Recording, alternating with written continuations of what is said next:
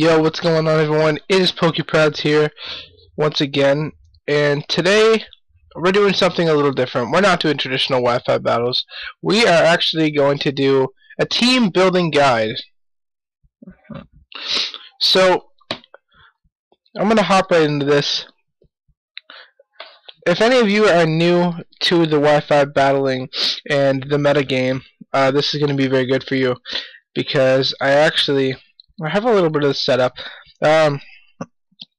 When Pokemon X and Y came out, there was mostly like the same kind of templated teams, and I'm actually just gonna craft that for you right now, and I will show you that. Okay, move this guy out of the way. Alright, so I want to be honest with you. Where are we here? Post Pokebank, this was the team you were seeing. Right here. You had Copycat Mac. No, but you had the Smeargle. You had the Rotom. You had the Talonflame. You had the Azumarill. You had the Excadrill, and you had the Charizard Y. Now, Charizard Y is my like complete and utter favorite Mega, but it's not just for the reason that he's so good, but I love it a lot. But anyway, back on topic here. This team, I'm going to go in depth a little bit why people may have used it. I mean, it does have very good type coverage, especially as Azumarill became Water Fairy this generation. So anyway, the team layout is very, very, very standard. We have the distinct lead, which is the Smeargle. However, this could also be replaced by Mamoswine or Ferrothorn if you're feeling ballsy, or say Cloyster, that Sash Cloyster, and of course this would Smeargle would be Sash as well. So the teams were laid out with they would have a distinct lead, so Smeargle, and then they would have the Rotom as the physical wall, and it still did have some special defense. I'm not gonna lie, this is more than less the wall of the team. He'd take your hits. You could still Will-O-Wisp things. So I mean, it was physical and special spec D wall in a way. And then you had Talonflame. You could run this thing with lefties, you could run this thing with Life Orb, you can run this thing Choice Band. This thing is a threat. There is no getting around it. There's no beating around the bush. Talonflame is a complete and utter threat. It still is today. However, Stealth Rocks is most definitely a thing. Stealth Rocks is one of the things that hurt this team. As you can see, the Talonflame and the Charizard hurt this team a lot. But back on topic here.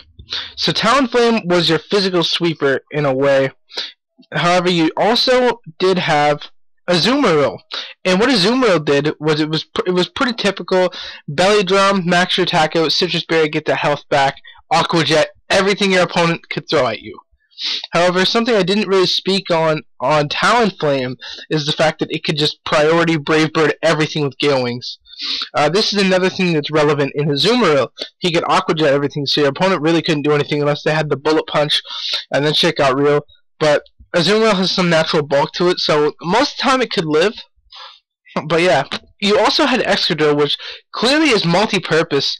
As you see, you're probably wondering why the hell I'm running Assault Vest and the Swords Dance. This is a versatile set. I usually don't have Swords Dance on there when I'm running Assault Vest, clearly. However, yeah.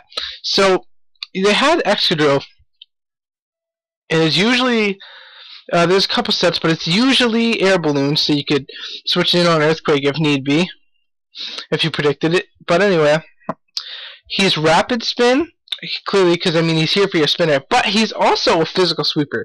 Now he's pretty fast, taking all things into consideration. He's pretty fast. I mean, look at that. That's a lot of speed. So I mean, in all reality, this is a fast Pokemon. It has a lot of physical. It has a lot of physical attack. So it gets sweeper and it's like a rapid spinner. So it's very multi-purpose. Charizard Y, the Mega. This could also be changed for any of these you see here. I mean, this was just the Mega slot that everyone was using because they found out Charizard Y is a complete savage. Could be used for that. Could be used for this. Anyway, you get the point. Could be used for some Megas. So anyway,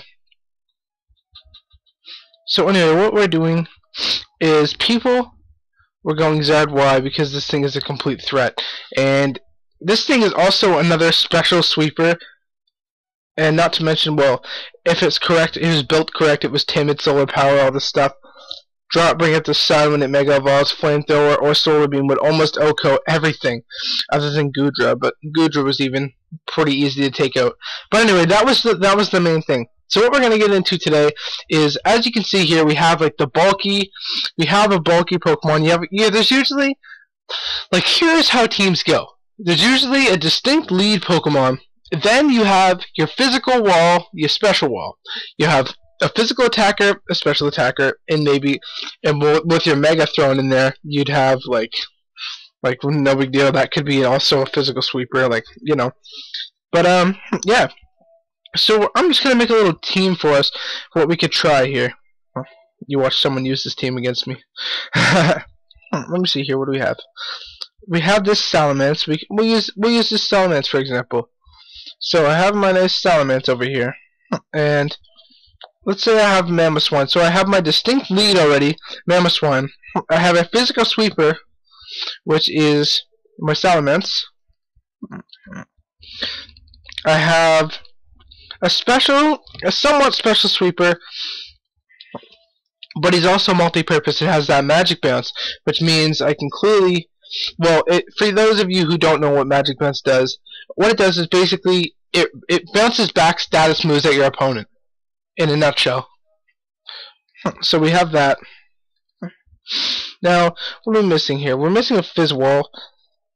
If you wanted to get real, we could use Donphan, and he would also be multi-purpose because he would be a spinner. Now, what are we missing here? Special? We're missing special. Let me see. Keldeo? Yep, we could run Keldeo. Keldeo is always a good asset to the team. He's that special. And then all we would need would be a Mega. And for this exact situation where I have Water Ground, I have Bear typing. For this situation, I would honestly probably just go with the Scizor. The sole reasoning behind it is, now with this, I have the priority. I mean, some have the priority anyway. Like, this team would have the priority anyway on the Donphan if it ran Ice Shard. Mine actually does have the Ice Shard. However, there's a thing here. Some of them don't have that. So some of them are like Play Rough, Ice Shard, but I don't know. Some of them are different sets is what I'm trying to get at. But anyway, there's a pretty good template team. We have Mamoswine, Salamence, Espeon, Donphan, Keldeo, and Scizor. Now this is not a bad.